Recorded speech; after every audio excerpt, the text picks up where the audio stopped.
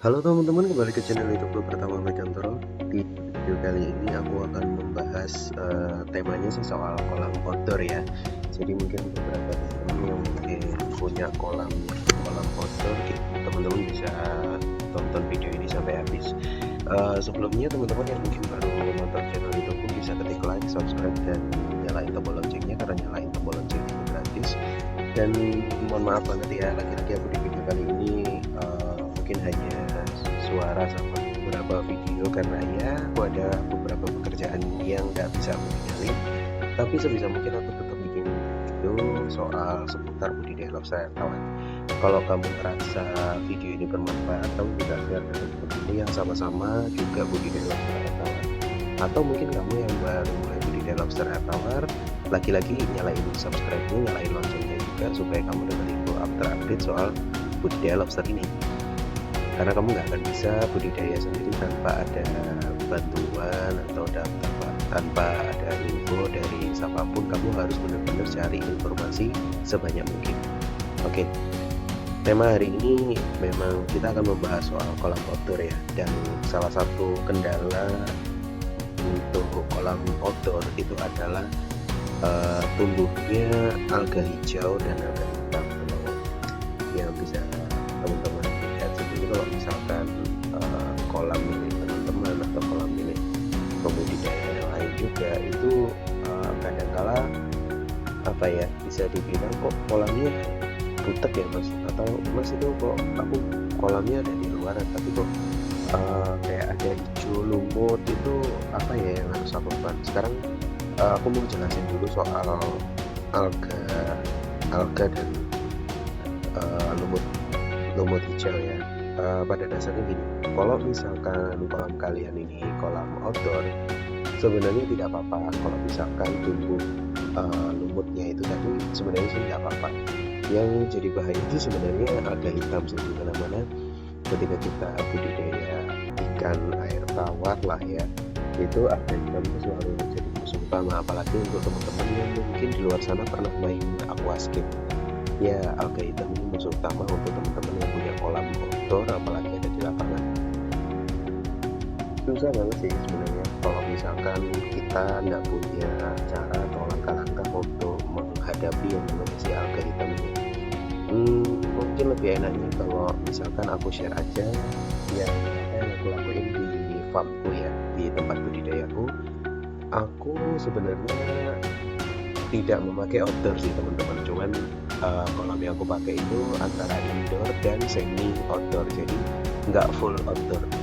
Kalau bisa dibilang outdoor itu kan ketika ada sinar matahari terkena langsung di kolam, makanya kolam itu ketinggian harus 60 cm. Kenapa? Karena sinar matahari bisa tembus sampai 60 cm, jadi ketinggian air kalau kolam outdoor itu harus di atas 60 cm, dan itu pun nanti akan tumbuh lumut di situ. Semi outdoor pun juga beberapa di spot-spot khusus juga akan tumbuh lumut dan alga hitam, tapi tidak sebanyak kolam outdoor. Nah, itu pun aku juga masih berusaha untuk menangani tumbuhnya alga hitam yang ada di sana. Jadi yang aku lakuin adalah aku memasukkan memang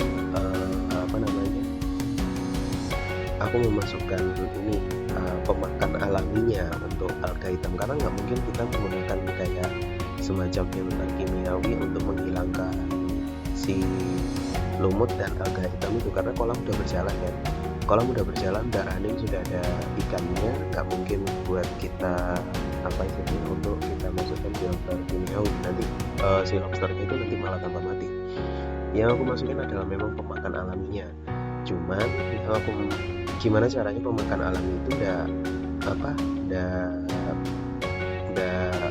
dimakan sama si lobsternya itu. Jadi pertama-tama kalau ngobrol pemakan alami banyak sih yang bisa dimasukin, kayak mungkin ikan, teman-teman tahu nggak di toko ikan tuh ada yang namanya ikan flying fox. Coba cari info soal ikan flying fox, itu bisa dipakai sih. Atau teman-teman bisa pakai yang namanya keong apa ya, itu yang di cangkangnya itu ada tanduknya, itu bisa dipakai juga. Kalau di tempatku, aku biasanya sih pakai ikan moli.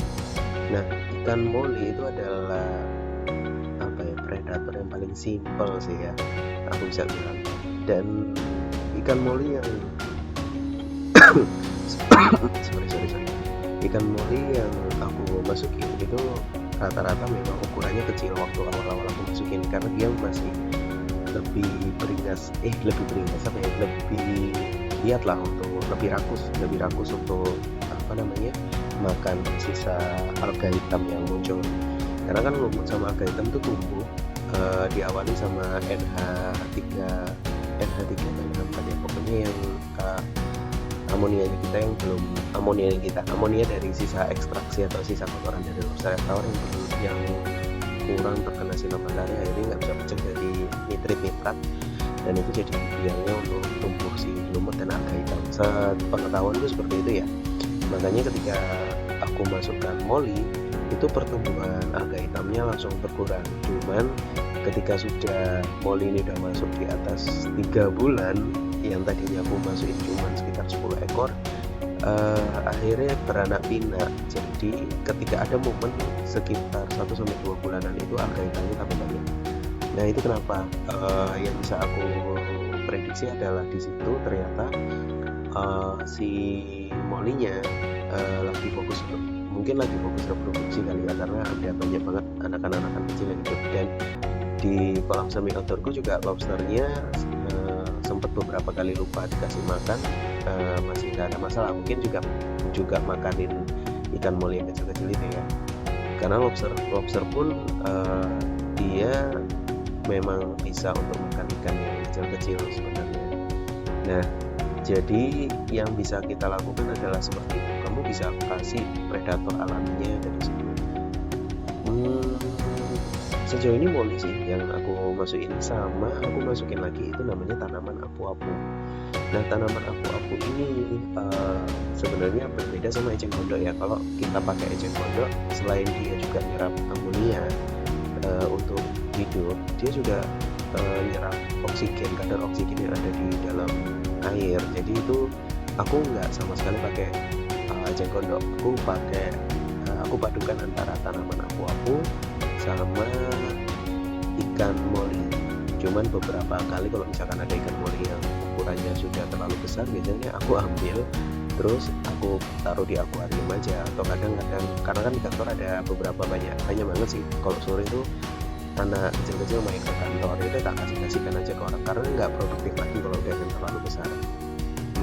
Hampir 2 bulanan itu alga hitamnya tambah banyak. Yang kita cari memang ikan moli yang relatif lebih kecil, jadi lebih enak gitu. Jadi mungkin gitu ya caranya penanganan untuk kolam outdoor yang aku lakuin, meskipun aku pakai kolam semi outdoor untuk mengurangi alga hijau dan alga hitam. Alga hijau tuh lumut, tapi kalau lumut aku biarin aja. Kenapa? Karena si lobster ini, lumut itu adalah salah satu makan alaminya selain fitoplankton dan cacing sutra. Jadi kalau untuk lumut hijau aku biarin, dia akan nyemil lah istilahnya, makan di situ. So itu dulu video kali ini buat teman-teman. Kalau misalkan merasa video ini bermanfaat, thank you banget, bisa kamu share ke teman-temanmu yang juga sama-sama budidaya lobster air tawar. Itu dulu, and see you next time. Thank you semua, goodbye.